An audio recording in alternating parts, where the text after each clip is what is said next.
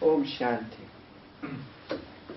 Bien, pues queridos hermanos, esta tarde nos habíamos propuesto estudiar el tema del poder y utilización del pensamiento. Un tema muy interesante y muy de acuerdo también en la línea del próximo futuro. ¿Puedes traerme esa taza, por favor? Gracias. Se me ha quedado allí. Ya voy. Bien, pues para tratar el tema, pues me he traído la compañía de un colega. Bien. Namaste. Compañía de un colega para que nos explique qué es esto del poder del pensamiento. Bien, primero pues podríamos empezar por explicar lo que es el cuerpo mental, realmente la composición del cuerpo mental y más o menos cómo funciona. Empezaremos pues, si os parece, por allí. En el estudio del cuerpo mental lo subdividimos en 7 niveles, en 7 divisiones. De estas 7 divisiones del cuerpo mental, aún también las dividimos en 4 inferiores y 3 superiores, como seguramente habréis estudiado muchas veces los que sois habituales en la teosofía. En los 4 niveles inferiores del cuerpo mental es lo que conocemos como la mente inferior, mente concreta u objetiva. Y los 3 niveles superiores son los que conocemos como mente superior o como parte ya del cuerpo causal. Una es la mente mortal y la otra es la mente inmortal. Una es temporal y pasajera y la otra pues vive en lo eterno del espíritu. Pertenece al cuerpo causal y le llamamos cuerpo causal como causa de toda la personalidad, que es el depósito, el almacén y donde se conserva a lo largo de las reencarnaciones todas las experiencias, toda la madurez y todo lo aprendido. Por eso lo llamamos cuerpo causal, el que causa la personalidad. Y en los 4 niveles inferiores del cuerpo mental, esa es la parte mortal, o sea, ha nacido, en el sentido de que esos 4 subniveles han nacido y todo lo que ha nacido debe de desaparecer, debe de morir. Es la ley de la vida. Entonces, esos 4 subniveles de la mente inferior se corresponden exactamente con los 4 elementos físicos. Estos 4 elementos físicos, todos recordaréis, son la tierra, el agua, el aire y el éter. Estos 4 elementos físicos se reflejan en la materia astral y también se reflejan en la materia mental.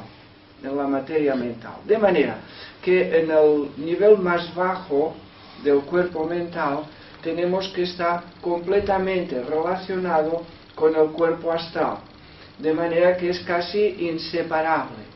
O sea, la parte inferior de la mente, del cuerpo mental, vibra con partículas del cuerpo astral completamente entremezcladas.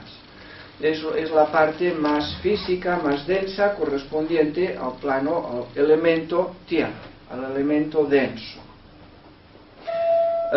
Luego están los 3 subplanos superiores,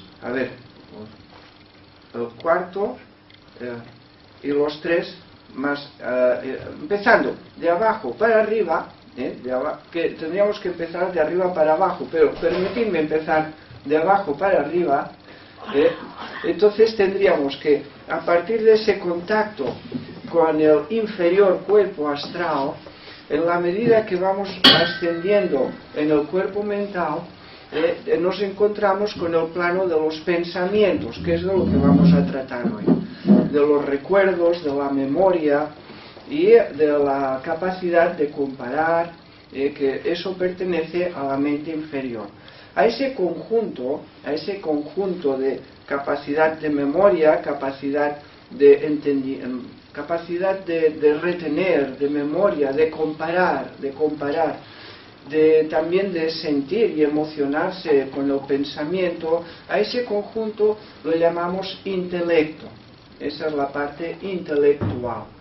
Y eso, pues no todos tenemos la misma cantidad ni la misma capacidad.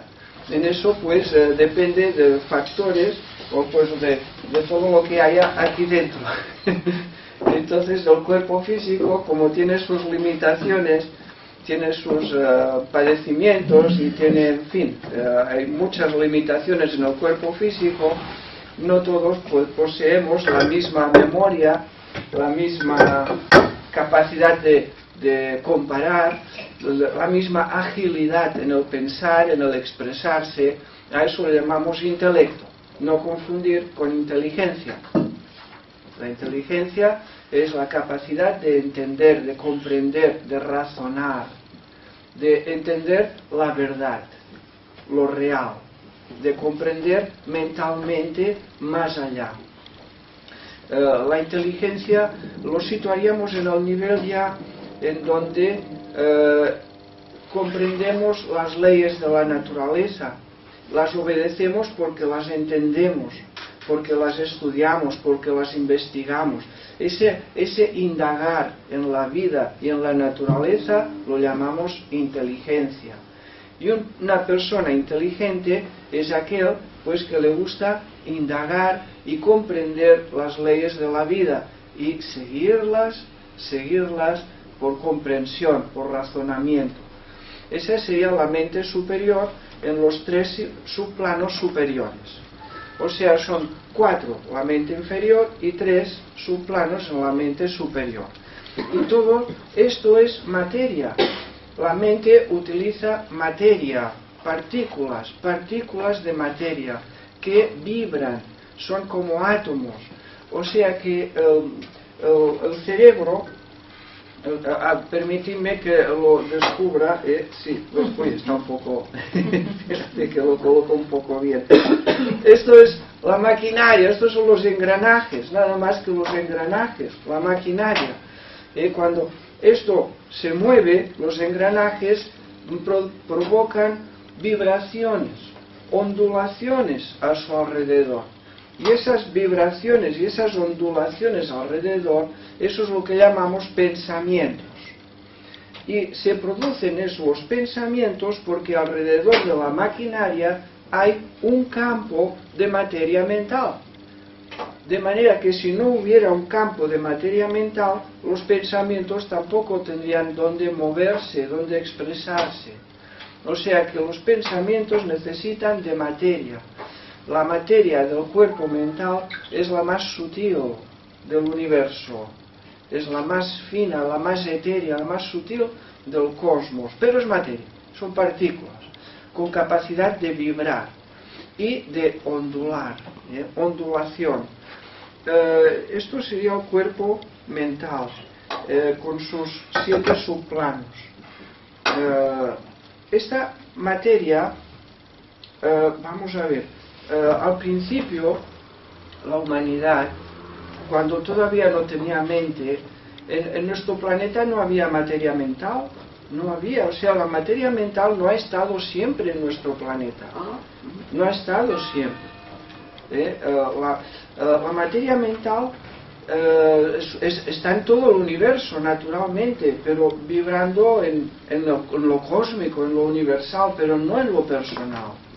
Entonces, cuando llegaron los que nos ayudaron a desarrollar la mente, que en la doctrina secreta son llamados Agniswatas, los padres de la mente, los padres del ser humano, entonces a partir de ahí es cuando empezamos a atraer materia mental cósmica y le damos una calidad de vibración, una ondulación que la hace apta para ser utilizada poco a poco para todos los seres humanos.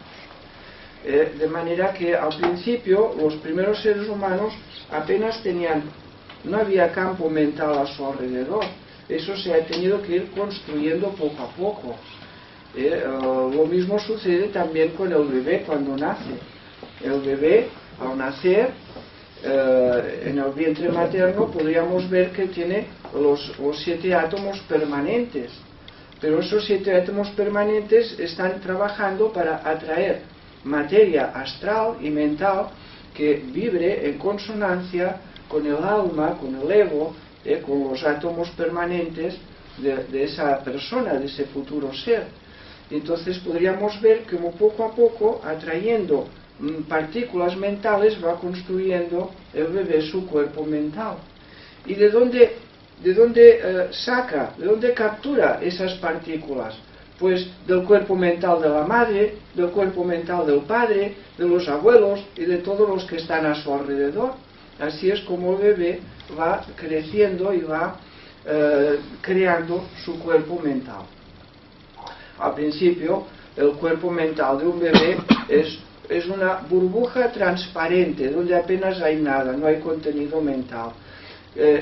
También quiero explicaros que el bebé, en el seno materno, cuando aún los huesos son tiernos, son blandos, son porosos y blanditos, como tendón, más finos, esponjosos los huesos, la glándula pineal, la pituitaria, que es la que se corresponde con el tercer ojo, la glándula pituitaria está fuera del cráneo. La glándula pituitaria en los bebés cuelga aquí por el paladar, cuelga por abajo. Como los huesos son tiernos y esponjosos, está colgando por aquí. Tiene los ojos cerrados, naturalmente no ve nada, no hay percepción. Pero como tiene el cuerpo pituitario fuera del cráneo, lo percibe todo perfectamente desde dentro, desde esa percepción interna, interiormente. Pero en cuanto el bebé pues nace y abre los ojos, ya esa glándula pituitaria ya se mete para adentro, antes colgaba aquí y ya entra dentro del cráneo, y entonces el bebé ya empieza a perder esa percepción interior, esa percepción intuitiva, y utiliza ya los ojos. O sea que ahí está todo el secreto de que todos teníamos percepción interna, pero la perdimos. Todos la teníamos, incluso cuando todos éramos bebé, percibíamos completamente alrededor todo lo que vibraba, todo lo que sentían los demás. Percibíamos todo sin los oídos, sin los ojos. Pero al abrir los ojos y descubrir todo un mundo que nos atrae de cosas brillantes y atractivas y de colores, entonces ese sexto sentido se esconde y se atrofia. Ese sexto sentido, esa glándula pituitaria, aquí, bueno, me permitís que saque el desmonte, nadie se asuste. Bien, entonces aquí no sé si percibiréis que hace como un asiento, justo encima del paladar. ¿Veis? Este asiento. Esto es lo que se llama la silla turca.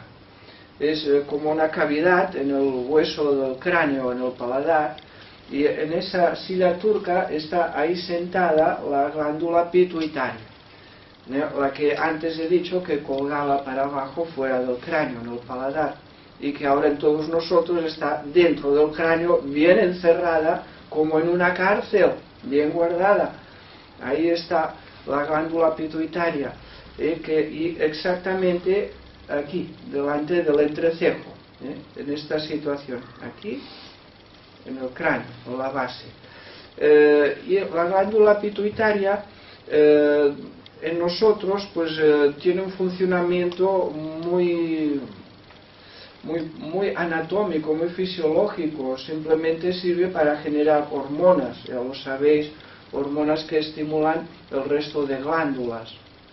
Hormonas pues como las que son el crecimiento, la recuperación del cuerpo, el ánimo, la actividad en todos los sentidos. Esto es un poco lo que regula esta glándula.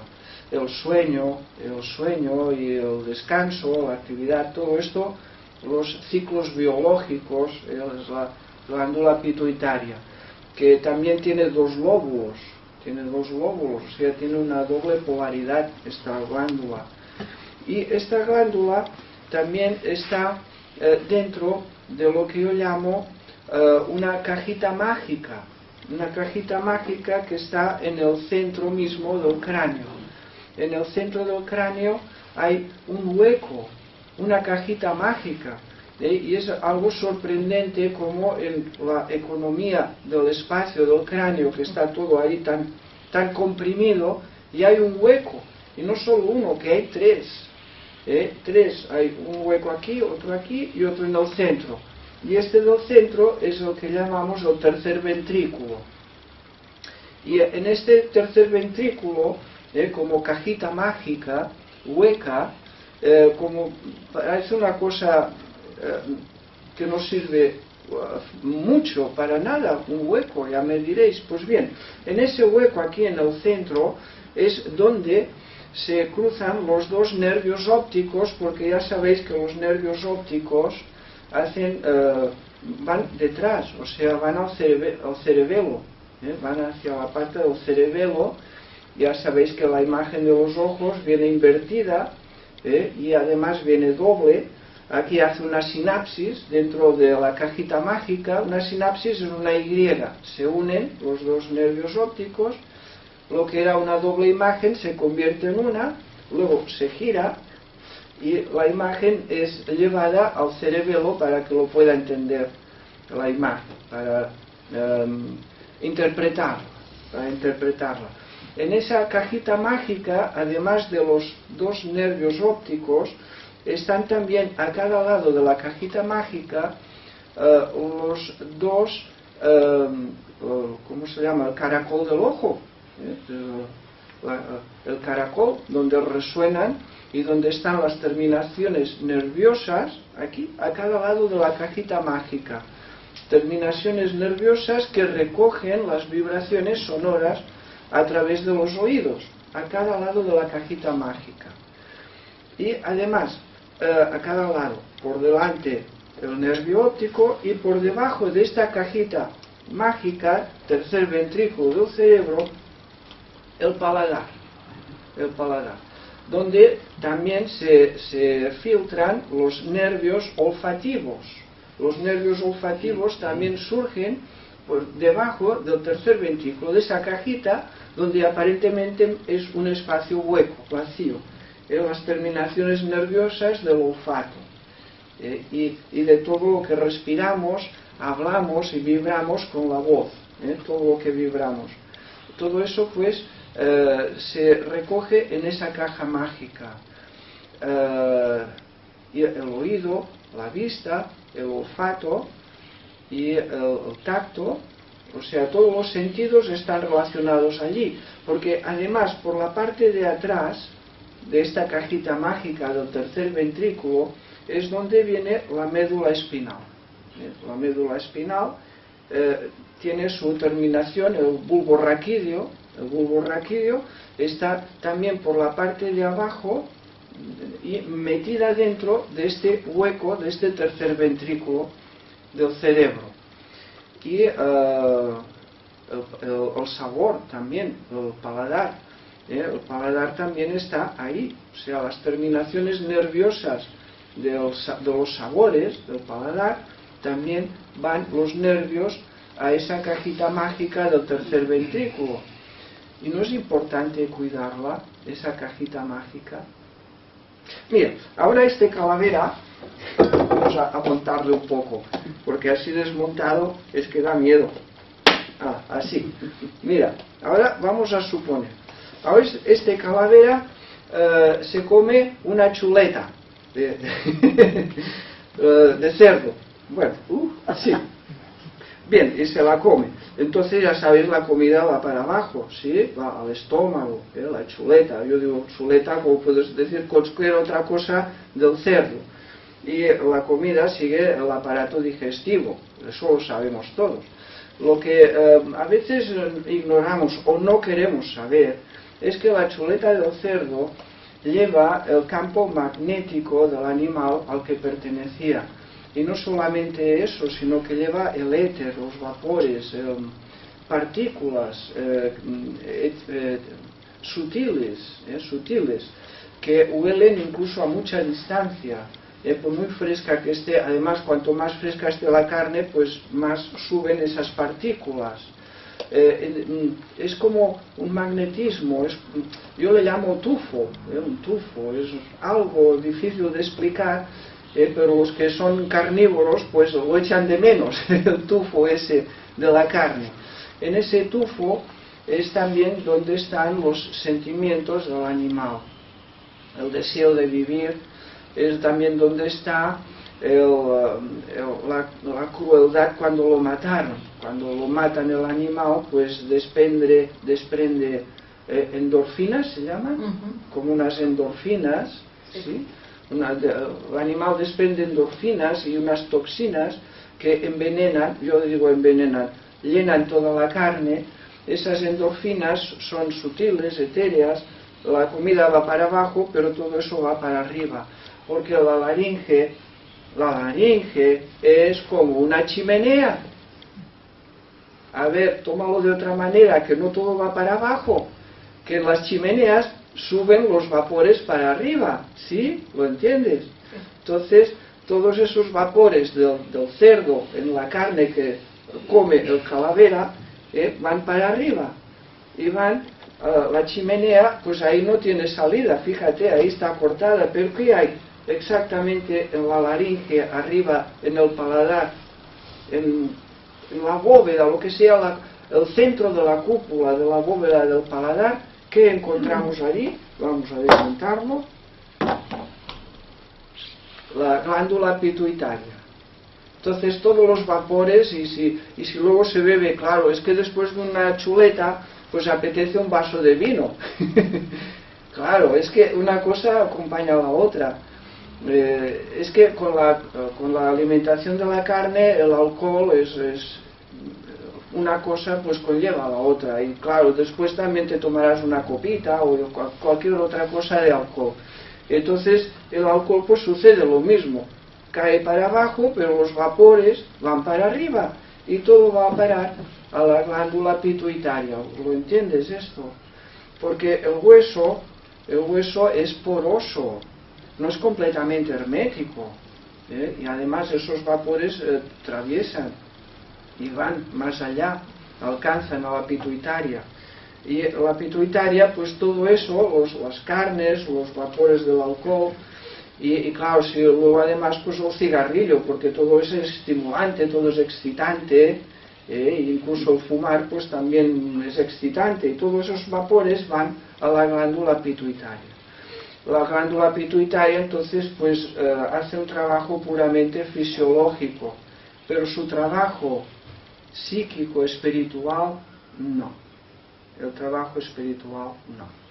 Y entonces con el tiempo la glándula pituitaria se va encartonando, endureciendo, insensibilizándose. Y entonces vemos esas personas que cada vez buscan cosas más excitantes y más fuertes, porque van perdiendo sensibilidad natural, sensibilidad de lo natural. Y cuando digo la glándula pituitaria, también digo lo mismo para la glándula pineal. Porque si la glándula pituitaria, mira, aquí lo veremos tal vez de otra manera. Mira, más o menos esto sería el tercer ventrículo. Está por debajo. No tan al centro, está por aquí abajo, tercer ventrículo, cajita mágica. La pituitaria está por debajo de la cajita mágica y la pineal está por encima de la cajita, o sea, las dos glándulas están dentro del tercer ventrículo del cerebro, una por debajo y la otra por arriba, una colgando del techo y la otra sentada en el suelo, ¿sí? Es bueno imaginarlo, eso, visualizarlo, tenerlo presente, sobre todo cuando meditas, porque en uno de los resultados de la meditación constante, perseverante, es poner en movimiento esas dos glándulas, es ponerlas en actividad, en vibración, dentro de la cajita mágica. Y entonces la glándula pineal también se ve afectada por todos esos vapores. Fíjate, está justo ahí, como los vapores suben por la chimenea del paladar y van directamente dentro de la cajita mágica y afectan, endormecen, encartronan toda la función espiritual, intuitiva, de telepatía, de clarividencia, de discernimiento en el centro mismo del cerebro. Para que os deis cuenta también, ahora figuraos este calavera que le da por soltar tacos, o palabras feas y disonantes, que las hay, palabras disonantes, gritando, y palabras feas y de vibración baja, y, en fin, todo eso, todas esas vibraciones con la lengua y con el aire también afectan al paladar, también afectan esas dos glándulas en la cajita mágica del tercer ventrículo. O sea que ahí está el porqué no tenemos ese poder del pensamiento, ese poder de intuir, de discernir, también lo que llamamos la corazonada, porque aunque estoy hablando mucho del cráneo, pero algunos libros de yoga sitúan la intuición y el discernimiento en el corazón. Es una unidad, el chakra del corazón con el ajna, el anahata con el ajna, el chakra corazón con el chakra de la mente. Los dos van unidos y en armonía. Y cuando hay esa armonía es cuando se produce la corazonada, que en catalán llamamos el cop de cor, el cop de cor, que no deja de ser siempre un destello, un chispazo. Es un destello, un chispazo, es un momento que se enciende la luz, un momento en que comprendes, ves la realidad, ves la verdad.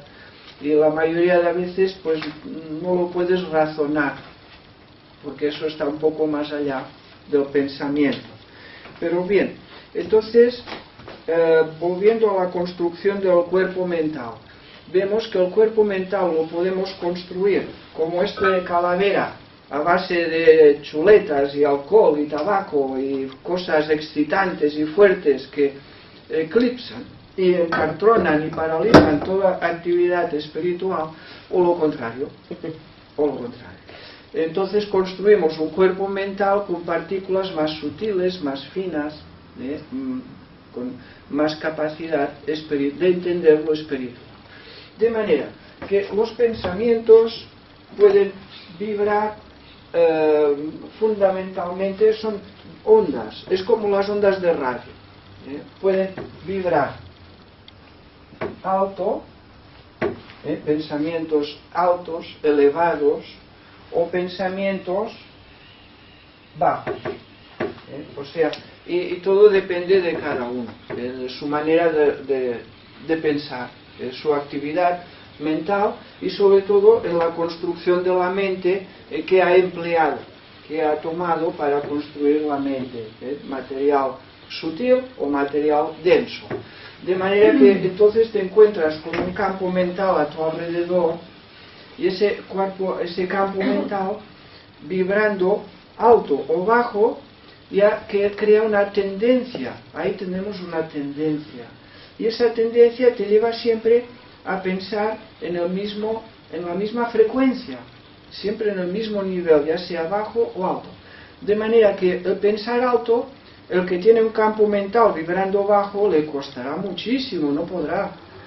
De la misma manera, el que siempre va con pensamientos elevados, le costará mucho los pensamientos negativos, bajos, groseros. O sea que eso es lo que nos construimos, lo que estamos creando, el campo mental a nuestro alrededor. Y ese campo mental a nuestro alrededor, que al principio es pequeño, pero es que va creciendo. Este campo mental realmente es que no tiene límites. Aunque aquí veáis, hay libros que nos hablan del cuerpo y del aura, del cuerpo mental, y veréis que siempre lo ponen como en forma ovoide, más o menos el campo mental tendría como 2 palmos más allá del cuerpo físico. Pero no siempre ha sido así. la humanidad de la cuarta raza, de la Atlántida, el campo mental era mucho más pequeño.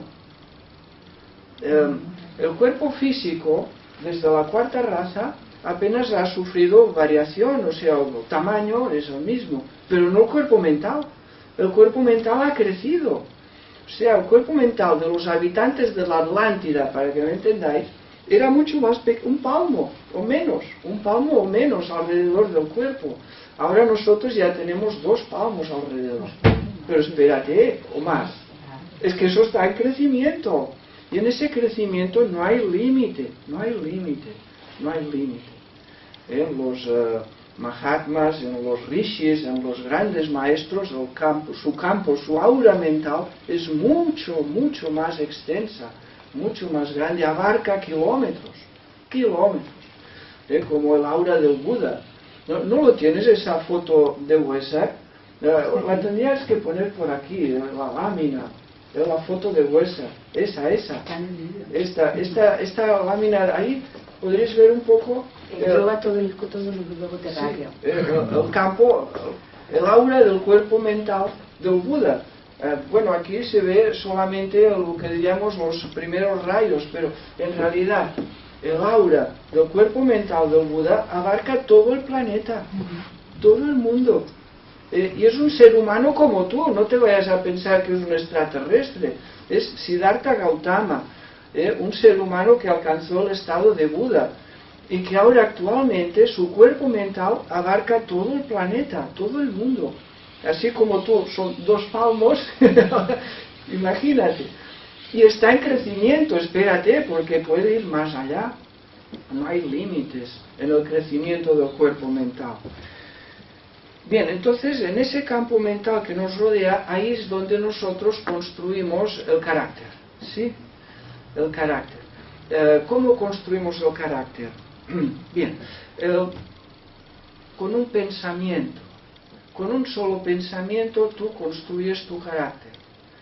Dirás, un pensamiento es poco, es bien poca cosa, pero los pensamientos tienen tendencia a repetirse y tienen tendencia a prolongarse y a alargar su vida.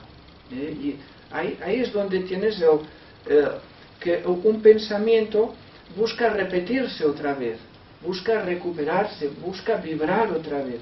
Y cuando tú has pensado algo, ya has hecho como un surco en el campo mental, y que la mente siempre buscará correr por ese surco, le gustará más ir por ese surco. De manera que ese pensamiento tiene tendencia a repetirse, y a vibrar siempre igual. Y el pensamiento que se repite se hace fuerte y se hace sostenido. Y un pensamiento sostenido con energía y con mucho tiempo construye hábitos, construye tendencias en el carácter. Y los hábitos, poco a poco, son los que construyen el carácter. ¿Y el carácter qué es? Es tu manera de responder, de reaccionar, de comportarte, de socializar, de aprender. Es todo. Y el carácter es el que construye la personalidad. O sea que fíjate bien, un solo pensamiento es capaz de cambiar o de construir una personalidad. Y a que además, date cuenta que tenemos tendencia a repetir los mismos pensamientos, ¿o no es así? ¿Te has fijado en ello? Y eso lo verás fácilmente en la capacidad que tiene la mente. La mente, todos lo decimos, tiene una capacidad inmensa, pero como siempre utilizamos ese menos del 10% y siempre vamos por esos mismos surcos, siempre utilizando ese menos del 10% de nuestra capacidad mental. Y los pensamientos siempre corriendo por los mismos lugares. Creamos hábitos, tendencias y un carácter. ¿Y el carácter qué quiere decir? Pues que eso ya no hay que lo cambie. El carácter, genio y figura hasta la sepultura, ¿verdad? Que lo dicen, eso es el carácter. Pero aquí llega la teosofía.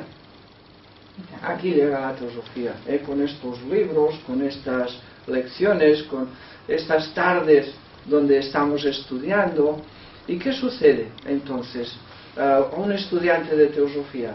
Sucede, primero, que estamos trabajando en unos niveles de partículas mentales, mejor dicho, de espacio mental, en un espacio mental que está vacío, que no hay nada, que está vacío. Así como los espacios mentales más inferiores y bajos están llenos de pensamientos y formas mentales, o sea, todo lo que es el pensamiento ordinario, vulgar, cotidiano, eso está todo lleno y repleto.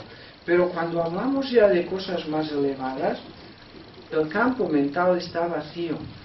De manera que el estudiante de teosofía, en sus estudios, se encuentra en un campo mental vacío, libre y vacío. Y luego también te encuentras con que estás utilizando una parte de la mente que normalmente nunca funcionaba. O sea, figúrate si esto ya no es importante, es muy importante. En nuestros estudios trabajamos en un espacio vacío, que está todo por trabajar. No es que no haya nada, es porque siempre estamos en lo rutinario y lo ordinario.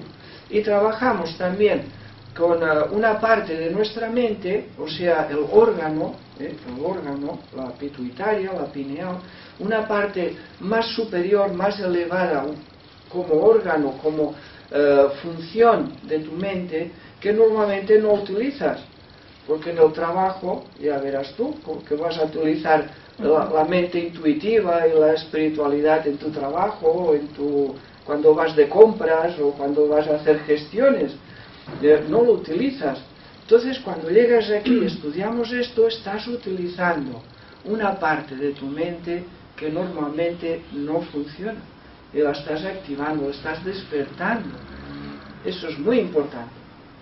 Y además hay otro tercer factor también a tener en cuenta, que los pensamientos, la actividad mental que tú desarrollas en ese espacio vacío y con ese órgano nuevo, estás activando también en otras personas, sin tú ser consciente de ello, estás despertando algo nuevo en las personas que están a tu alrededor.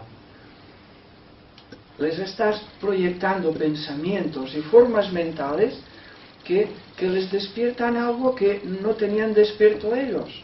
O sea que así es como trabajamos en nuestro estudio teosófico. Un espacio nuevo, un órgano nuevo, y despertando en los demás también funciones nuevas que normalmente no utilizan.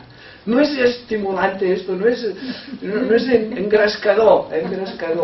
Esto es, no sé, da ánimos, ¿no? Esto. Bien, entonces, la capacidad, como decíamos, del pensamiento, decíamos que el pensamiento nuestro habitualmente, la forma que tiene es nebuloso, vaporoso, porque pensamos una cosa a la otra y son pensamientos vagos, sin forma, sin poder. Pero el teósofo, y volviendo a ello, el teósofo aprende a pensar, aprende a concentrarse, aprende a sostener una idea, y no solo sostenerla, sino indagar, investigar. ¿Y por qué? ¿Cómo? ¿A dónde? Y eso hace que los pensamientos de un teósofo sean más claros, más intensos, más definidos. Y ahí también estamos trabajando en algo nuevo, un pensamiento más fuerte, más intenso y con más capacidad. Esto también, por otra parte, te hace ser más responsable. Cuidado, estás aprendiendo a pensar y estás proyectando pensamientos. Ahí es donde no se te permite ni un pensamiento negativo. Cuidado, porque si estás influyendo ya con tus pensamientos teosóficos a los demás, pensamientos positivos, elevados, si se te cuela algún pensamiento negativo, estás perjudicando. O sea que nunca te puedes permitir el lujo de que en esa cajita mágica, penetre ni una sola vibración negativa. Se dice pues que si pudieras ver objetivamente desde afuera tu contenido mental, te darías cuenta que en un 80 y pico por ciento de lo que está en tu cuerpo mental es ajeno, no es tuyo, te viene de afuera, de otras personas, del campo mental que nos rodea, a las ciudades, a las culturas, al mundo. Y solamente un 10, un 20% más o menos son pensamientos tuyos, son ideas propias. O sea, figúrate si nos influimos unos con los otros. Tú estudiando teosofía, meditando con yoga y vibrando alto, y sin darte cuenta estás influyendo en todos los demás. ¿Cómo nos influimos? A ver, los pensamientos son vibración, pero también son forma. Porque un pensamiento... Vamos a ver. Aquí lo tengo. Sí. El pensamiento depende de la calidad que tenga el pensamiento. Eso. O sea, un pensamiento tiene que ser claro, intenso y definido. Claro, la claridad quiere decir precisión. O sea que cuando piensas una cosa, vamos a poner un ejemplo, ¿os parece? Sí. San Jordi, el otro día, ¿sí? San Jorge. La rosa, todos recordáis la rosa. ¿O no estabas todo el día con el pensamiento de la rosa? ¿A que sí? Casi. Y casi yo creo que todas recibieron su rosa. Pues la forma mental de la rosa, el día de San Jorge, estaba en el aire, lo llenaba todo. Estaba en el pensamiento de todas y de todos. El pensamiento es una forma mental común que flotaba en el aire. Bien, entonces es que una rosa no hace falta tampoco ir al rosal y arrancarla, la puedes construir con el pensamiento. Figúrate cuántas rosas puedes mandar, todas las que quieras, y sin gastarte nada, sin ningún esfuerzo. Vamos a ello pues.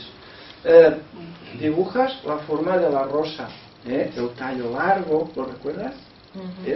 Las dos hojitas o más, la rosa esa de vellut, ¿cómo se llama de vellut? Terciopelo, esas rosas tan bonitas rojas de terciopelo. Pues tú lo dibujas, lo pintas, lo coloreas.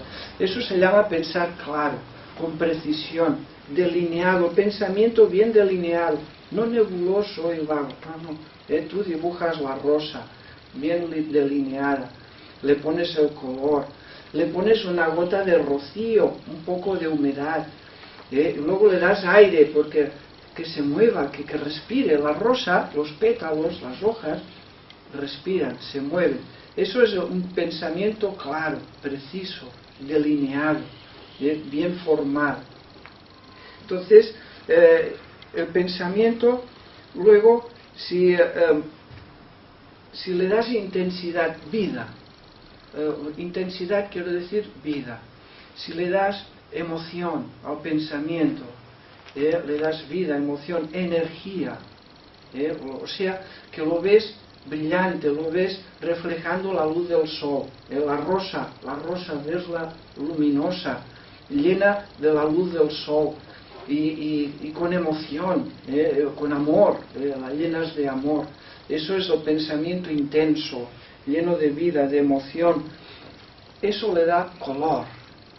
La intensidad, la emoción, la vibración que tú le des, le da el color a la rosa. Ese color expresa lo que tú quieres expresar en el color. El color es muy importante, aprender a pensar en color. Y luego, si eres capaz de sostener ese pensamiento, es la forma. Cuando tú sostienes un pensamiento, la forma se hace concreta, objetiva. Entonces ya tienes pues un pensamiento bien hecho, sostenido, intenso, cargado de amor, de luz, de vida, que respira. Ya cuando lo tienes formado, eso naturalmente al principio pues dedicarás unos minutos, un tiempo a crear una rosa de este tipo con el pensamiento. Con la práctica en un momento lo puedes hacer, todo depende de la práctica. Y ya cuando tienes la rosa ahí, ese pensamiento bien definido, se puede proyectar. Vamos a explicar cómo es el mecanismo de la proyección del pensamiento. Lo tienes ahí, primero bien centrado, bien situado, objetivo, bien objetivo. Entonces piensas en una persona, en un familiar, un nieto, un hijo, una persona estimada, un amigo, y entonces pues lo ves la imagen, el retrato de esa persona. El mecanismo tiene que ser así, si queremos proyectar adecuadamente el pensamiento. Y entonces pues la rosa se la proyectas a esa persona. El pensamiento se desplaza, se mueve. Los pensamientos se mueven a la velocidad del pensamiento, o sea, es instantáneo. O sea que el pensamiento le llegará al instante a esa persona. ¿Cómo llega? ¿Qué sucede cuando le llega a esa persona? Bien, lo más natural es que esa persona esté pensando en otra cosa, esté pues escuchando o hablando o trabajando y no está por lo que recibe, o sea, no está receptivo en ese momento. Eso es lo natural. Además, tienes que saber que todos nosotros estamos protegidos. Tenemos una capa protectora alrededor de nuestro cuerpo mental. Y afortunadamente la tenemos. Y no todo puede colarse en nuestro cuerpo mental. No todo. Afortunadamente digo, porque hay personas enfermas que lo tienen abierto, rajado, que lo tienen herido, tienen heridas y tienen aberturas por donde se cuela todo. Entonces eso es enfermedad, eso es patógeno.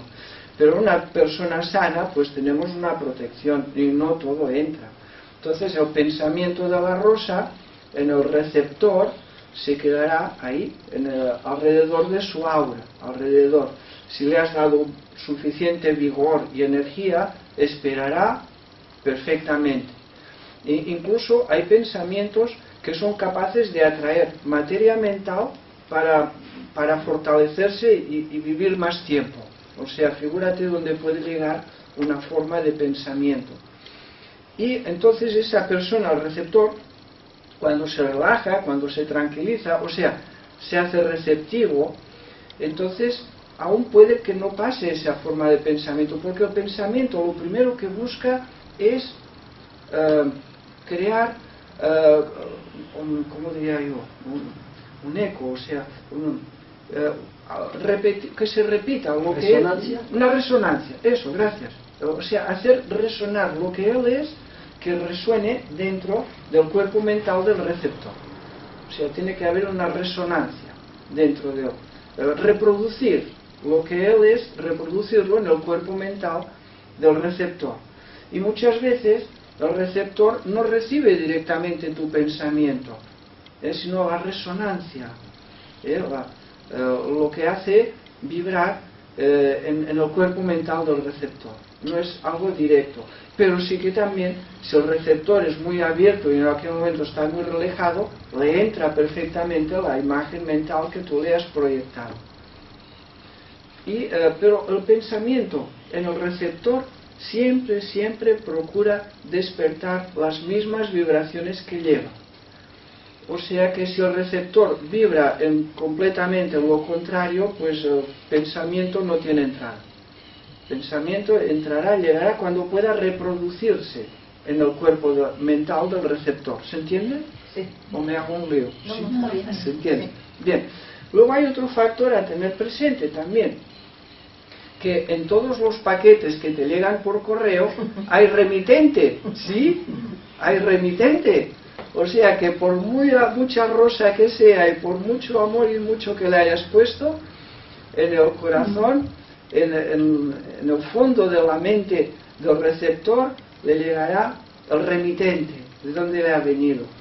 O sea que el pensamiento positivo o negativo, el remitente siempre te acude, siempre te viene, siempre. O sea que el remitente siempre está ahí. Eso es también para tenerlo en presente, muy importante. Entonces, pues decimos que vivimos rodeados de masas de pensamientos, masas de materia mental. Vivimos completamente rodeados.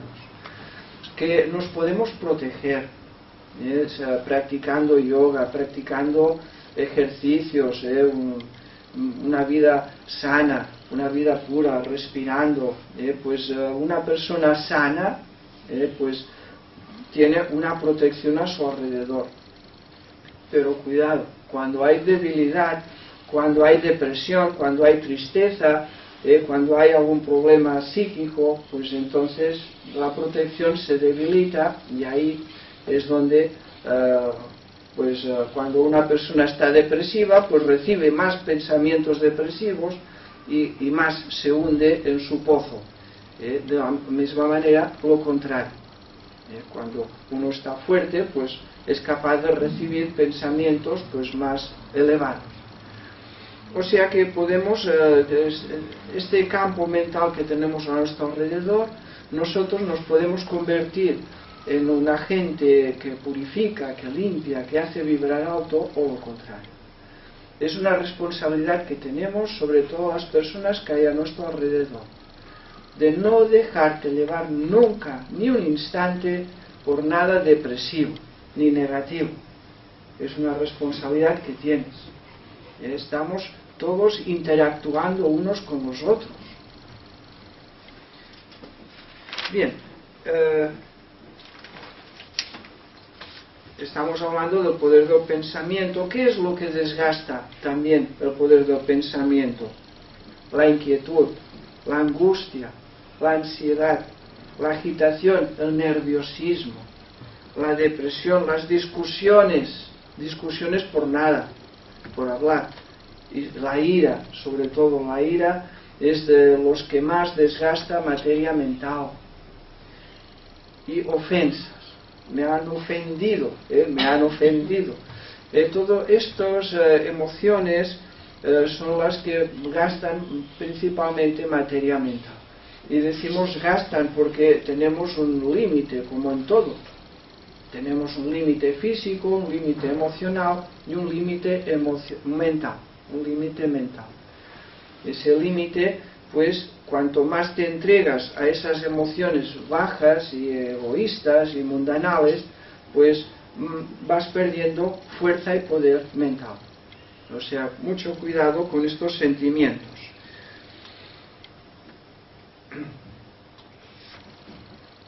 Sí, bueno, entonces ahora es donde entraríamos en hablar, pues, de la concentración y de la meditación. Tenemos 10 minutos todavía, 10 minutos, y luego si hay preguntas, pues podemos entrar en eso. Bien, entonces, ¿cómo podemos introducirnos en el campo del dominio, purificación del pensamiento, fortalecer el pensamiento? ¿Qué técnicas? Ahí es donde hablaríamos de yoga. Ahí es donde vamos a entrar en el yoga. La primera práctica, bueno, son Ashtanga Yoga, son los 8 pasos del yoga.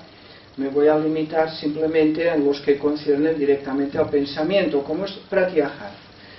Pratyahara.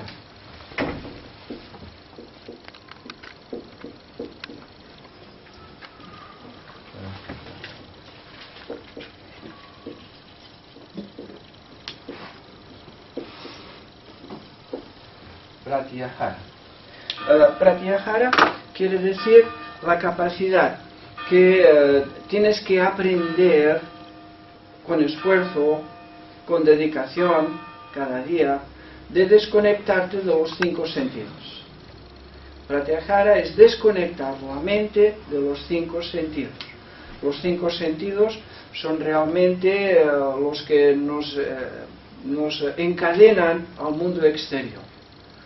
Todo lo que nos encadena, nos ata y nos esclaviza al mundo exterior objetivo, a lo mundanal, son los 5 sentidos. A través de los 5 sentidos la mente está sujeta como anclas, como si fueran anclas que no dejan navegar el barco. no dejan navegar porque hay 5 anclas: la vista, el oído, el olfato, el paladar, el tacto, y que en yoga realmente son 45 los sentidos, 45. Pero bueno, los 5 sentidos pues son los que nos atan e impiden que la mente se libere, que realmente lo que buscamos y pretendemos es la liberación de la mente de lo mundanal, de lo objetivo, de las distracciones, porque los 5 sentidos lo que hacen es llevarnos distracciones a la mente. Esas distracciones son los que hacen que la mente esté agitada y moviéndose continuamente. Es como cuando quieres sacar una foto. Si quieres sacar una foto bien hecha, tienes que estar quieto y fijo, ¿verdad? Pero si estás moviéndote así para sacar una foto, es imposible. Entonces necesitamos que la mente esté quieta, que no se distraiga, que no esté agitada, quieta, sostenida, tranquilizada. Esta es la técnica de Pratyahara. En la técnica de Pratyahara tenemos los ojos abiertos, pero ya no miramos. Los oídos destapados, pero ya no atendemos. El paladar ni lo notamos y los demás sentidos tampoco. O sea, está todo abierto, está todo sano, saludable y sin reprimir nada, pero tú has aprendido a centrarte dentro de ti y desapegarte, liberarte de la esclavitud de los sentidos. Eso es una técnica que hay que practicar cada día unos minutos y es previa a la meditación, es el paso previo a la meditación. Desconectarte de todo, sonidos, ruidos, distracciones, picores, trabajos, obligaciones. 10 minutos desconectado de todo. Con la práctica se puede conseguir y hay que conseguirlo, desconectar los sentidos, Pratyahara. Luego, cuando están los 5 sentidos desconectados, entonces entramos ya en el campo de la concentración mental. La concentración mental lo podemos comparar, por ejemplo, pues cuando queremos ver una cosa muy pequeñita, muy pequeñita. Entonces, pues cogemos un microscopio. Y un microscopio, pues tienes que concentrarte ahí. O sea, estás viendo una bacteria o lo que sea así muy pequeñito, y estás ahí concentrado solamente en ese pequeño espacio. Eso se llama concentración. O también un telescopio para mirar un planeta. Coges el telescopio y lo encajas exactamente en ese puntito de luz que es un planeta y no lo vas a mover de allí. Eso es concentración. Entonces estás durante un tiempo mirando ese planeta o esa bacteria sin apartar el microscopio o el telescopio, ahí concentrado en esa sola cosa.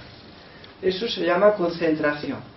Pero si mientras estás mirando el planeta ese puntito de luz en el espacio infinito y te acuerdas de que tienes sed, que tienes hambre, que tienes que ir al lavabo o que tienes que llamar por teléfono o que, en fin, entonces ya te has perdido la concentración. La concentración es algo tan simple como llevar ese foco tan grande que llevamos de distracciones, llevarlo a una sola cosa. A una sola cosa. Lo que sea, cualquier cosa que nos ayude a centrar toda la energía, toda la atención y todo el poder de la mente en una sola cosa. Eso se llama dharana. Dharana es concentración.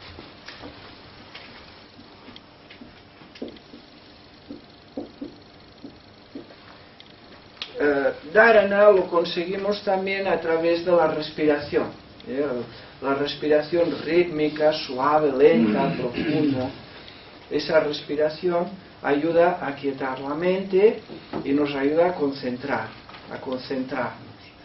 Concentrar siempre empezamos con lo que se llama con semilla, o sea, en algo. Es la manera correcta. Con el tiempo aprenderás a concentrarte sin semilla, sin nada. Pero al principio es recomendable buscar algo donde concentrarte. Por ejemplo, un libro. Lees el libro y te concentras en lo que explica el libro. Cada día 10 minutos de lectura y 20 de reflexión. 10 de lectura, 20 de reflexión. Eso es dharana, concentración.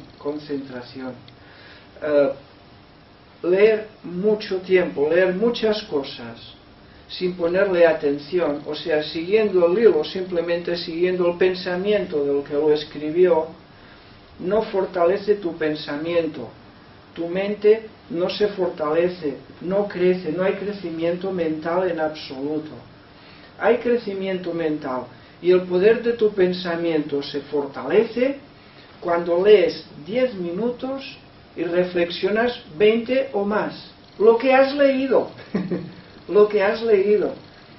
indagando, investigando, intentando comprender, intentando llevarlo más allá, incluso leyendo entre palabras, buscando ese sentido oculto de lo que estabas leyendo.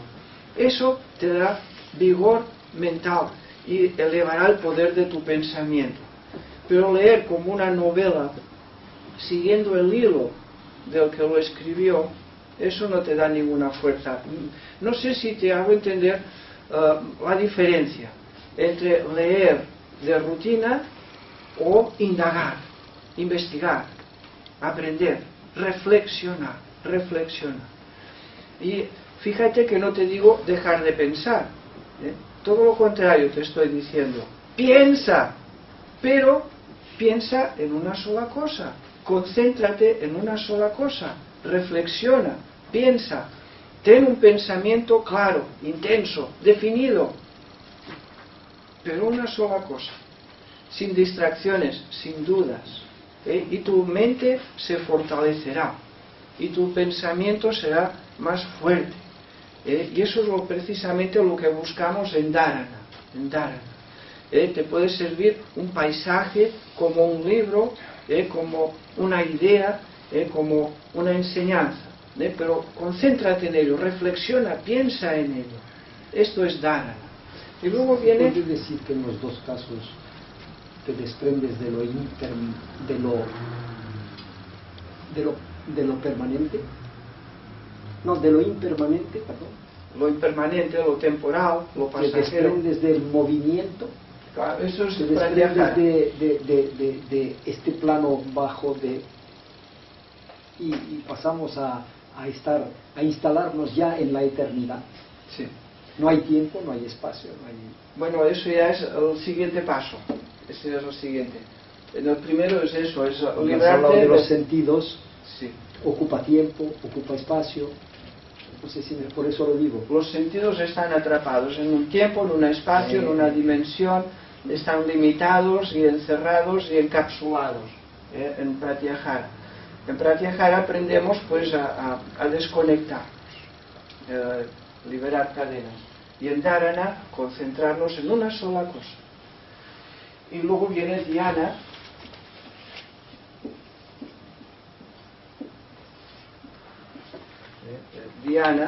que ya es trascender. En Dhyana es quiere decir contemplar, contemplación, la contemplación.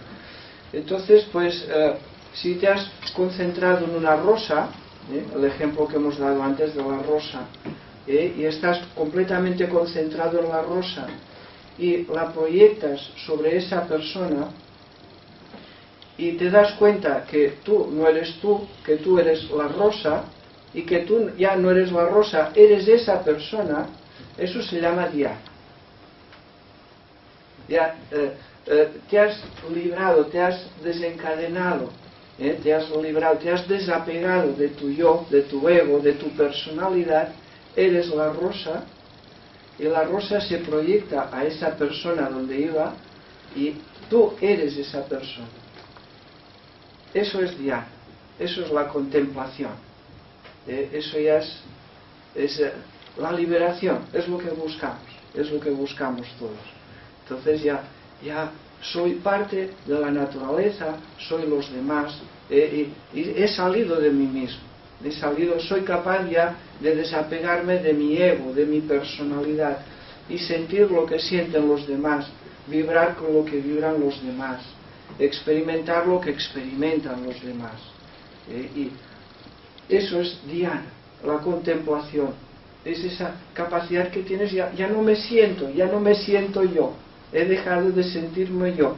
Ni hombre, ni mujer, ni Pedro, ni María, ni los años que tengo. Ya no hay nada de eso. Estoy ya en la contemplación, en el paisaje, en la rosa. Eso es la dhyana. Y luego viene el samadhi. En el samadhi, ahí ya ni podemos hablar del pensamiento siquiera. Aunque, ya para terminar, yo luego si hay preguntas, me he dejado cosas, me parece que no. Yo te lo digo ahora que luego se me va a olvidar. Tú dices, ya no soy yo, eres plenamente yo, porque yo soy la unidad y eres plenamente unidad. ¿Qué te parece? No sé, verlo así, darle la vuelta. ¿Cómo que no soy yo? Es que el yo que yo creía que era hasta ahora, deja de ser ese yo, para ser el yo unidad. Te lo digo así, no sé si hay algo incorrecto. A ver, si no, es perfectamente así. El pensamiento, vamos a ver, el pensamiento tiene un límite claro. Y ese pensamiento límite es el yo. Y tanto el pensamiento como el yo son ilusorios. Es una pura ilusión. Una ilusión de los sentidos. Es una ilusión. Al yo unidad, exacto. Al yo superior. Entonces, es cuando descubres lo ilusorio de tu personalidad, de tu ego, lo ilusorio que es tu mente, de tus sentidos. Todo eso es temporal, es una ilusión, Te das cuenta cuando entras en dhyana. Ahí ya es cuando te das cuenta. Y bueno, no sé. El samadhi. Sí, el samadhi. Lo has dicho. Sí, a ver, el pensamiento tiene límites, volviendo a él. Los límites que tiene el pensamiento es que tienen forma, los pensamientos. Entonces, cuando se destruye la forma, ¿dónde está el pensamiento? Ya deja de existir. O sea que todos los pensamientos tienen una vida. Tienen una vida, un principio y un final. Tienen una energía, una forma, un color, y todo eso pues es todo completamente limitado. Pero eso no quiere decir que no tengan poder. Sí que lo tienen. Tienen poder creativo los pensamientos. Pueden dar salud, pueden dar sabiduría, pueden dar experiencias, pueden hacernos comprender y entender el universo entero. A través de la mente podemos abarcar todo el cosmos, todo el universo. Se puede reflejar en tu mente, todo.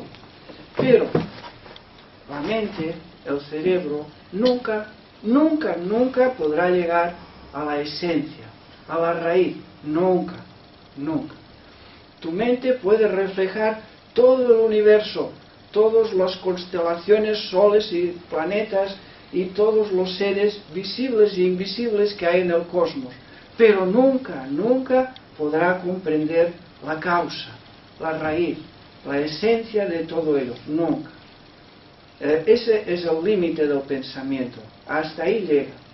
O sea que si quieres comprender la raíz, el origen, la causa primera de todo, tienes que ir más allá del pensamiento, más allá de la mente. Y si quieres incluso ir más allá y comprender el verdadero valor del pensamiento, te invitaría a ir al volumen 2 de la Doctrina Secreta. Volumen 2 de la Doctrina Secreta, hay un capítulo que dice, a ver si lo recuerdo, dice, la materia primigenia, la materia primigenia y el pensamiento creador. O sea, la materia primera, la materia universal, cósmica, y el pensamiento divino. Y ahí encontrarás, Madame Blavatsky, cómo te explica el verdadero poder del pensamiento divino. Pero está en el cosmos, pero también está en ti. Y ahí Blavatsky te hará entender cómo el pensamiento divino, siendo un pensamiento, ha creado todo el cosmos, todo el universo. que el pensamiento moldea y empuja a la materia cósmica, a la materia universal, a tomar vida y formas y a extenderse por todo el universo. Eso que ahí Blavatsky lo presenta como universal, también está en ti, igualmente en ti. O sea, tu pensamiento, la mente es lo más creador que hay en ti. Y es creativo. Pero hay que aprender a utilizar. El Logos, con un pensamiento, creó todo el universo entero. El ser humano, con un pensamiento, puede cambiarlo todo. Y puede mejorarlo todo. Con un solo pensamiento. Ahora, tiene que ser claro, intenso, definido, sostenido. Un pensamiento sostenido. Y vibrando cuanto más alto, mejor. Tú puedes aliviar el sufrimiento del mundo, el dolor de la humanidad. Puedes aliviar incluso la ignorancia del mundo si te lo propones. Y sin darte cuenta. Solamente proyectando rosas. Y no rosas, ramos de rosas a tu alrededor. Proyecta pensamientos que vibren alto. Que tengan de la materia más sutil y más elevada de la mente. Ya estamos llenando ese vacío que te decía antes, que es real, que es verdad. En la mente superior hay un espacio vacío, que los teósofos vamos poco a poco poniendo granitos de arena en ese espacio vacío. Y por esa razón también hay tanta ignorancia, que el verdadero mal de la humanidad es la ignorancia y el fanatismo. Ignorancia y fanatismo, origen de todos los males de la humanidad. Y el teósofo, proyectando vibraciones altas y pensamientos altos, estamos sembrando en las mentes de toda la humanidad pensamientos más elevados. Bueno, no sé si me he conseguido hablar de este tema. Por favor, ¿Lo hemos estudiado bien? Por favor, ¿puedes decir un poco más sobre el Samadhi? Sobre el Samadhi. ¿Un poquito más? Sí. Vamos a ver. El Samadhi es la capacidad que tenemos de superar nuestra personalidad. Ir más allá de nuestro ego. En el Samadhi perdemos la personalidad. Y entramos en un nivel más universal, más cósmico. En el Samadhi entras en el campo de lo real, de la verdad, de lo sin límite. El Samadhi es una experiencia que al principio es un destello, es como la corazonada. Supongo que todos habéis experimentado alguna corazonada, una intuición. Aunque os tengo que decir una cosa, es imposible tener una corazonada si no eres un poco romántica, si no estás un poco enamorada, si no tienes amor. Si no hay amor, no hay corazonada. El cop de cor no surge si no hay amor. Enamorados de la vida, enamorados de los nietos, de los hijos, de la familia, de la humanidad. Tenemos que conservar ese romanticismo, esa capacidad de expresar tu amor a los demás. Entonces es cuando surgen el cop de cor, es cuando surgen esas corazonadas. Y la corazonada es como un destello, lo habéis experimentado todos, es un chispazo, ¿sí? Como una iluminación, de repente se enciende la bombilla, lo entiendo, lo comprendo. ¿Lo has experimentado eso? Va. Pues el Samadhi es eso, pero llevado mucho más allá. Mucho más allá. Es lo mismo.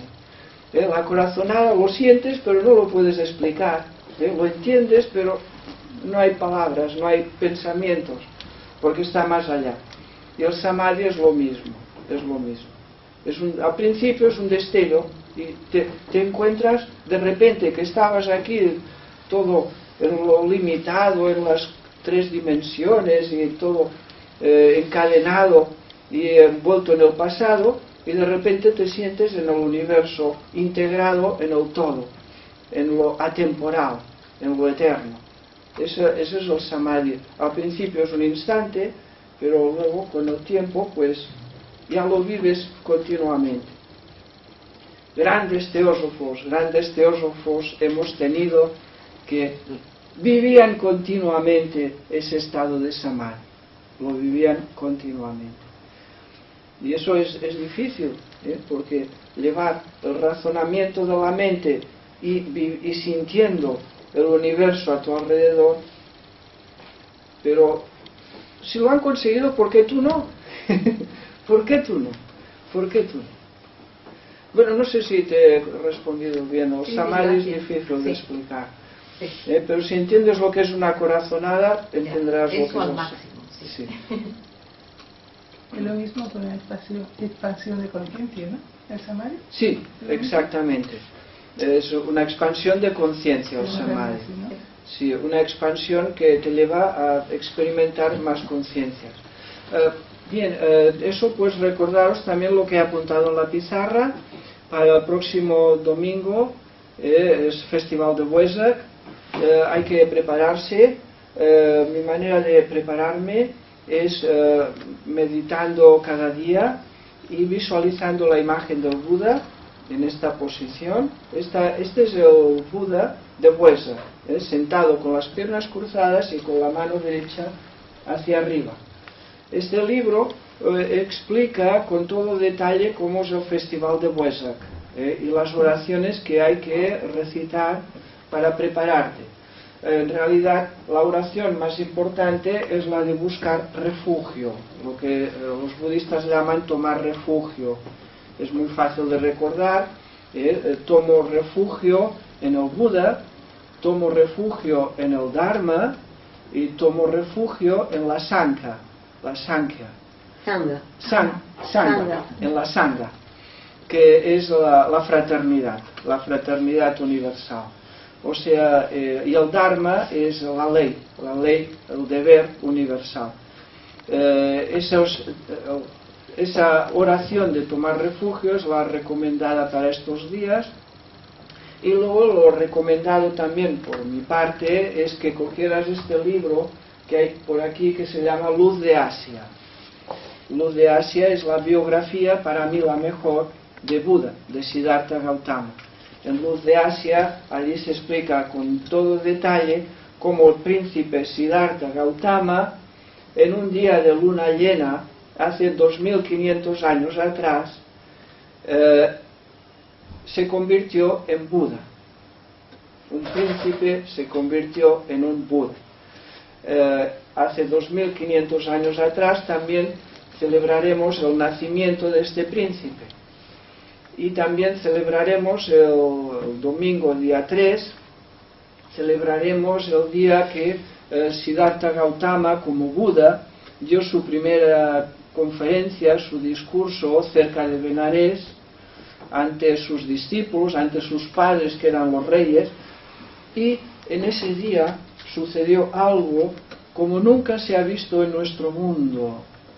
En ese día, y en un solo momento, escuchando las enseñanzas del Buda, más de 900 personas, que se dice muy pronto, más de 900 personas entraron en Samadhi, en Nirvana, entraron en Nirvana. Más de 900 personas escuchando al Maestro. ¿No es digno de celebrarse esto? Creo que nunca más se ha dado algo parecido. Esos 900 personas que entraron en Samadhi con él, naturalmente ya venía de muchas vidas atrás, que no es un regalo, que no es un momento, sino que fue una culminación de un proceso de muchas vidas. Eso hay que celebrarlo, el día 3 de mayo. Y vamos a celebrar también el día 3 de mayo, el día en que el Buda, en conciencia de Nirvana, entró en el Paranirvana. También celebramos ese día. Ya dejó su conciencia nirvánica para entrar en un Nirvana. Y eso es lo que celebraremos el día 3. Y luego, pues invitaros, los que queráis conmigo, a las 9 de la noche, el domingo día 3, a las 9, poner una mesita en el terrado, en el balcón. En la mesita pones un cuenco con agua. El cuenco es como este de bronce, va muy bien, de cristal también va muy bien, de porcelana, contenido 1 litro aproximadamente, con agua que sea natural, que no sea del grifo, y lo dejas a las 9, lo pones allí, recitas las oraciones que vienen en este libro, una oración budista, hay muchas, una meditación a las 9, preparas la mesa, pones el cuenco, y si tienes algunos cristales, pues también pones el cuarzo, la amatista, el jade, pones unos. Si tienes los 7, aquí en este libro vienen los 7 rayos, los 7 cristales. Ahora no lo sabré encontrar exactamente. El libro Los Maestros del Sendero. Aquí tienes los 7 cristales que se corresponden con los 7 rayos de las 7 mónadas y de los 7 maestros. Aquí lo tienes. Entonces te sería interesante tener, que no es difícil, es fácil encontrar estos 7 cristales. El jade, la amatista, la turquesa. Y lo dejas toda la noche, Y lo dejas toda la noche ahí, tu pequeño, la mesita. Y luego a la mañana siguiente, cuando te levantas, el día 4, por la mañana al levantarte, pues lo retiras porque no pase algún pajarito y te deje ahí alguna cosa en el agua. Lo retiras.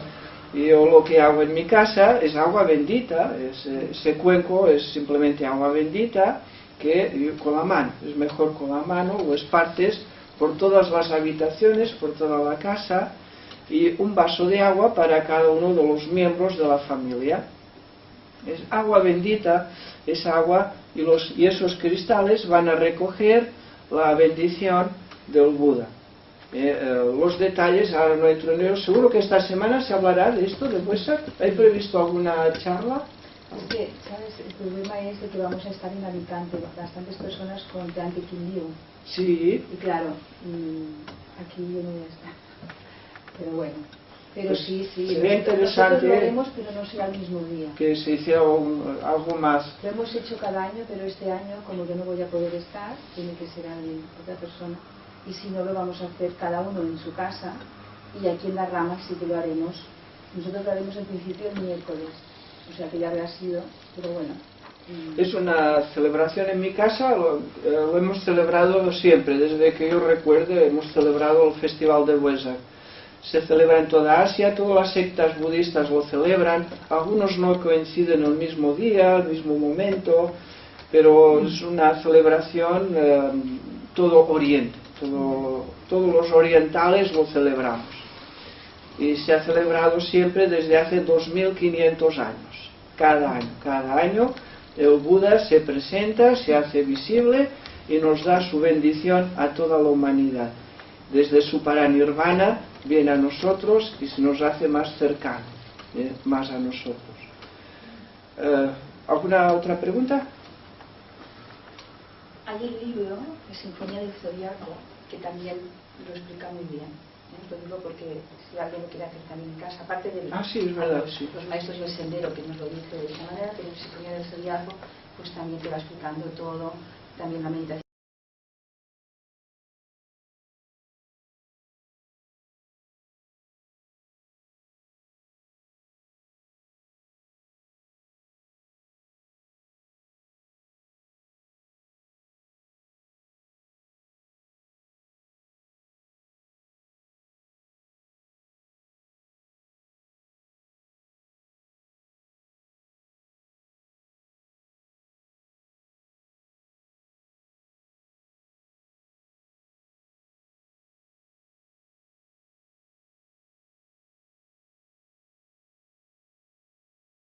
Del ser humano, entonces a partir de ahí es cuando empezamos a atraer materia mental cósmica y le damos una calidad de vibración, una ondulación que la hace apta para ser utilizada poco a poco para todos los seres humanos. De manera que al principio los primeros seres humanos apenas no había campo mental a su alrededor. Eso se ha tenido que ir construyendo poco a poco. Lo mismo sucede también con el bebé cuando nace. El bebé, al nacer, en el vientre materno podríamos ver que tiene los 7 átomos permanentes, pero esos 7 átomos permanentes están trabajando para atraer materia astral y mental que vibre en consonancia con el alma, con el ego, con los átomos permanentes de esa persona, de ese futuro ser. Entonces podríamos ver como poco a poco, atrayendo partículas mentales, va construyendo el bebé su cuerpo mental. ¿Y de dónde captura esas partículas?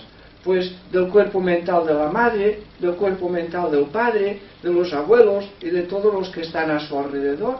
Así es como el bebé va creciendo y va creando su cuerpo mental. Al principio, el cuerpo mental de un bebé es una burbuja transparente, donde apenas hay nada, no hay contenido mental. También quiero explicaros que el bebé, en el seno materno, cuando aún los huesos son tiernos, son blandos, son porosos y blanditos, como tendón, más finos, esponjosos los huesos, la glándula pineal, la pituitaria, que es la que se corresponde con el tercer ojo, la glándula pituitaria está fuera del cráneo. La glándula pituitaria en los bebés cuelga aquí por el paladar, cuelga por abajo. Como los huesos son tiernos y esponjosos, está colgando por aquí. Tiene los ojos cerrados, naturalmente no ve nada, no hay percepción. Pero como tiene el cuerpo pituitario fuera del cuerpo mental, es lo que conocemos como la mente inferior, mente concreta u objetiva. Y los 3 niveles superiores son los que conocemos como mente superior, o como parte ya del cuerpo causal. Una es la mente mortal y la otra es la mente inmortal. Una es temporal y pasajera y la otra pues vive en lo eterno del espíritu. Pertenece al cuerpo causal y le llamamos cuerpo causal como causa de toda la personalidad, que es el depósito, el almacén, y donde se conserva a lo largo de las reencarnaciones todas las experiencias, toda la madurez y todo lo aprendido. Por eso lo llamamos cuerpo causal, el que causa la personalidad. Y en los 4 niveles inferiores del cuerpo mental, esa es la parte mortal, o sea, ha nacido, en el sentido de que esos 4 subniveles han nacido y todo lo que ha nacido debe de desaparecer, debe de morir. Es la ley de la vida. Entonces, esos 4 subniveles de la mente inferior se corresponden exactamente con los 4 elementos físicos. Estos 4 elementos físicos, todos recordaréis, son la tierra, el agua, el aire y el éter. Estos 4 elementos físicos se reflejan en la materia astral y también se reflejan en la materia mental. De manera que en el nivel más bajo del cuerpo mental tenemos que estar completamente relacionado con el cuerpo astral, de manera que es casi inseparable. O sea, la parte inferior de la mente, del cuerpo mental, vibra con partículas del cuerpo astral completamente entremezcladas. Eso es la parte más física, más densa, correspondiente al plano, al elemento tierra, al elemento denso. Luego están los 3 subplanos superiores, el cuarto y los 3 más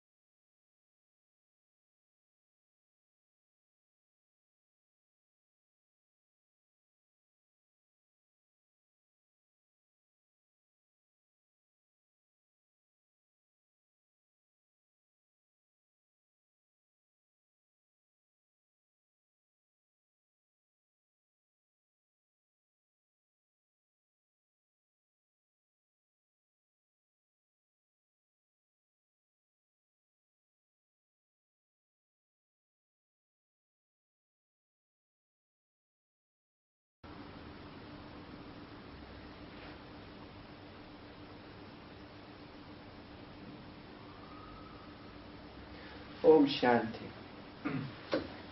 Bien, pues queridos hermanos, esta tarde nos habíamos propuesto estudiar el tema del poder y utilización del pensamiento. Un tema muy interesante y muy de acuerdo también en la línea del próximo futuro. ¿Puedes traerme esa taza, por favor? Gracias. Se me ha quedado allí. Ya voy. Bien, pues para tratar el tema, pues me he traído la compañía de un colega. Bien. Namaste. Compañía de un colega para que nos explique qué es esto del poder del pensamiento. Bien, primero pues podríamos empezar por explicar lo que es el cuerpo mental, realmente la composición del cuerpo mental y más o menos cómo funciona. Empezaremos pues, si os parece, por allí. En el estudio del cuerpo mental lo subdividimos en 7 niveles, en 7 divisiones. De estas 7 divisiones del cuerpo mental, aún también las dividimos en 4 inferiores y 3 superiores, como seguramente habréis estudiado muchas veces los que sois habituales en la teosofía. En los 4 niveles inferiores, la mente superior, en los 3 subplanos superiores. O sea, son 4 la mente inferior y 3 subplanos en la mente superior. Y todo esto es materia. La mente utiliza materia, partículas de materia que vibran, son como átomos. O sea que el cerebro, permitidme que lo descubra, sí, está un poco, fíjate que lo coloco un poco bien. Esto es la maquinaria, estos son los engranajes, nada más que los engranajes, la maquinaria. Cuando esto se mueve, los engranajes provocan vibraciones, ondulaciones a su alrededor. Y esas vibraciones y esas ondulaciones alrededor, eso es lo que llamamos pensamientos. Y se producen esos pensamientos porque alrededor de la maquinaria hay un campo de materia mental. De manera que si no hubiera un campo de materia mental, los pensamientos tampoco tendrían dónde moverse, dónde expresarse. O sea que los pensamientos necesitan de materia. La materia del cuerpo mental es la más sutil del universo, es la más fina, la más etérea, la más sutil del cosmos, pero es materia, son partículas con capacidad de vibrar y de ondular, ondulación. Esto sería el cuerpo mental con sus 7 subplanos. Esta materia, vamos a ver, al principio, la humanidad, cuando todavía no tenía mente, en nuestro planeta no había materia mental, no había, o sea, la materia mental no ha estado siempre en nuestro planeta, no ha estado siempre. La materia mental está en todo el universo, naturalmente, pero vibrando en lo cósmico, en lo universal, pero no en lo personal.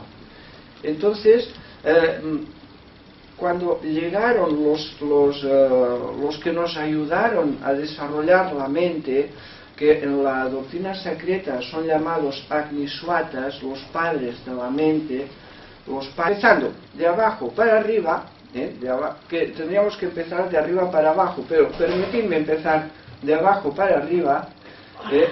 Entonces tendríamos que, a partir de ese contacto con el inferior cuerpo astral, en la medida que vamos ascendiendo en el cuerpo mental, nos encontramos con el plano de los pensamientos, que es de lo que vamos a tratar hoy, de los recuerdos, de la memoria y de la capacidad de comparar, que eso pertenece a la mente inferior.